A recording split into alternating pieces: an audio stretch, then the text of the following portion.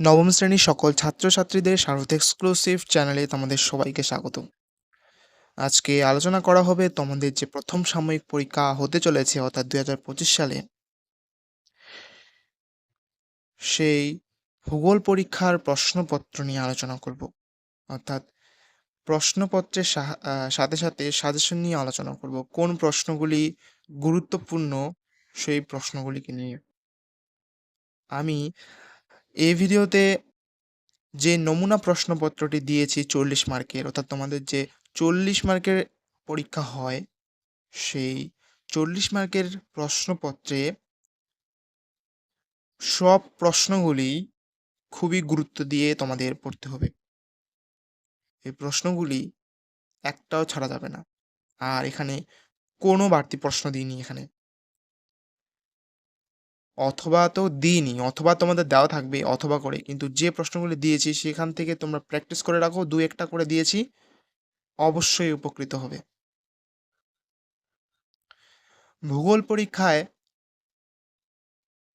কোন প্রশ্নগুলি আসার চান্স প্রবল, অর্থাৎ প্রত্যেকটা স্কুলের কোন ধরনের প্রশ্ন নিয়ে শিক্ষক বা শিক্ষিকা আলোচনা করছে যে কোনগুলি দেওয়া যায়, সেই প্রশ্নগুলিকেই আমি এখানে উল্লেখ করেছি। এর মধ্য থেকেই প্রশ্ন চলে আসতে পারে বা বলা যায় আসবেই, 100% কমন। নবম শ্রেণীর ভূগোল প্রথম সাময়িক পরীক্ষা 2025, পূর্ণমান 40 ঘন্টা, অর্থাৎ সময় 1 ঘন্টা 30 মিনিট, অর্থাৎ 1.5 ঘন্টা টাইম থাকবে 40 মার্কের প্রশ্নপত্রে। উত্তরসহ এখানে আমি আলোচনা করে দিয়েছি, ভিডিওটি শুরু থেকে শেষ পর্যন্ত অবশ্যই দেখো। 1 নম্বরে বহু নির্বাচনী প্রশ্ন, প্রত্যেকটির মান 1, অর্থাৎ 5টা করতে হবে। ক, পৃথিবীর আকৃতি কি ধরনের? উত্তর অভিগত গোলক।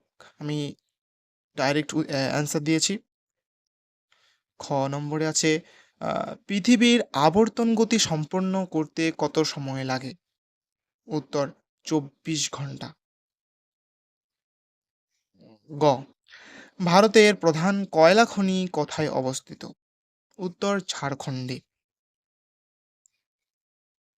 ঘ, পৃথিবীর কৌণিক ঝোঁকের পরিমাণ কত? উত্তর 23.5 ডিগ্রি।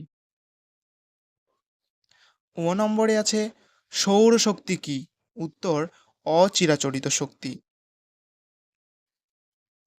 এবার 2 নম্বরে সংক্ষিপ্ত প্রশ্ন, 2 নম্বরের 5টা করতে হবে। 5 দুগুণে 10, অর্থাৎ টোটাল 10 মার্ক এখান থেকে ওঠাতেই হবে তোমাদের। 10 মার্ক এখান থেকে এই প্রশ্নগুলি করে রাখো এখান থেকে। এখানে টোটাল 5টা দেওয়া আছে, দুটো একটাতে 2 নম্বর করে। এই প্রশ্নগুলি 3টে কমসে কম 3-4টের মতো চলে আসবে আশা করি। ক, পৃথিবীর অভিকর্ষ বল কি? উত্তর এটি পৃথিবীর টানার শক্তি যা বস্তুকে নিজের দিকে আকর্ষণ করে। খ নম্বরে আছে দিন ও রাত কিভাবে হয়? খুবই গুরুত্বপূর্ণ প্রশ্ন, এটা গুরুত্ব দিয়ে পড়তেই হবে। দিন ও রাত কিভাবে হয়? পৃথিবীর আবর্তনের ফলে একদিকে সূর্যালোক পড়ে দিন হয় আর অন্যদিকে রাত হয়। গ নম্বরে আছে পৃথিবীর আবর্তন গতির 2টি প্রভাব লিখো। উত্তরে 1, দিন ও রাত হয়। 2, বায়ু প্রবাহের দিক পরিবর্তিত হয়। এবার ঘ নম্বরে ভারতের 2টি প্রধান খনিজ সম্পদের নাম লিখো। উত্তরে লিখতে হবে কয়লা ও লোহা আকরিক। উম নম্বরে অক্ষাংশ ও দ্রাঘিমাংশের পার্থক্য কি? অবশ্যই গুরুত্ব দিয়ে পড়বে। অক্ষাংশ ও দ্রাঘিমাংশের পার্থক্য কি? উত্তর অক্ষাংশ হলো পূর্ব পশ্চিম দিকের রেখা আর দ্রাঘিমাংশ হলো উত্তর দক্ষিণ দিকের রেখা। এটা ছক করে ছোট্ট করে ছক তৈরি করে পার্থক্য লিখতে হবে। পার্থক্যের সময় ছক করে লিখতে হয়। 3 নম্বরে ব্যাখ্যামূলক প্রশ্ন, প্রত্যেকটির মান 5, প্রত্যেকটির মান 3, 5টি করতে হবে, 5 নয়, এখানে 3 মার্কের, টোটাল 15। ক, এখান থেকেও 15 উঠাতে হবে তোমাদের। ক, পৃথিবীর পরিক্রমণ গতির ফলে কি কি প্রভাব পড়ে? উত্তর ক, ঋতু পরিবর্তন হয়, দিনের দৈর্ঘ্য বদলায় এবং বিভিন্ন সময় অঞ্চল তৈরি হয়। খ নম্বরে আছে ভারতের শক্তি সম্পদের গুরুত্ব ব্যাখ্যা করো। উত্তর, ভারতের বিদ্যুৎ উৎপাদন ও শিল্পের জন্য কয়লা, জলবিদ্যুৎ, সৌরশক্তি এবং পারমাণবিক শক্তি খুবই দরকারি। ৩ নম্বরে তোমাদের একটা প্রশ্ন রাখতে পারে মনে, যে ৩ নম্বরের প্রশ্নের উত্তর আবার এতটুকু হয় আবার। অবশ্যই সাধারণ ব্যাপার, একটা প্রশ্ন থাকতেই পারে, কিন্তু উত্তর মেইন, অর্থাৎ উত্তরটা গুরুত্ব হতে হবে।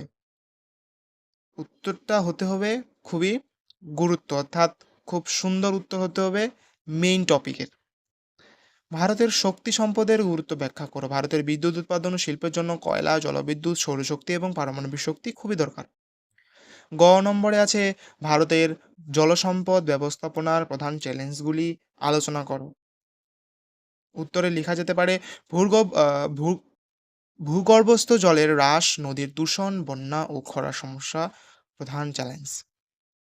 এক এক এক করে ৩ তো দিয়ে দেবে, বেশি লিখে কোনো লাভ নেই, মেইন টপিক লিখতে হবে, তাতেই নাম্বার দিয়ে দেয়। বাড়তি বানায় লিখলে অনেক নাম্বার কেটে দেয়, বেশি বানানো যায় না।